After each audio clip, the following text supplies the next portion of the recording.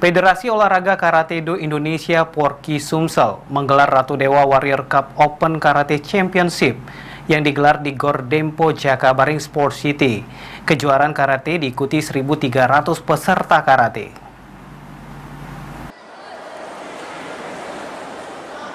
Federasi Olahraga Karate-Do Indonesia Porki Sumatera Selatan menggelar Ratu Dewa Warrior Cup Open Karate Championship yang digelar di Gor Dempo Jakabaring Sport City.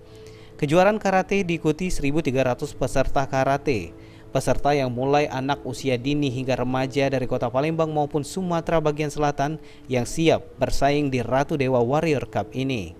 Sekretaris Daerah Kota Palembang mengungkapkan, melalui kejuaraan karate ini diharapkan para atlet karate bisa mengembangkan potensi mulai dari usia dini hingga remaja, sehingga bisa mencari bibit-bibit juara yang tersebar di Kota Palembang maupun Sumatera bagian selatan, bisa mengantarkan atlet karate ke ajang internasional.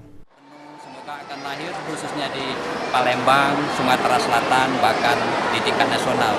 Harapan kita semoga kita cari bibit-bibit baru dari usia pradini, usia dini, sampai ke tingkat remaja.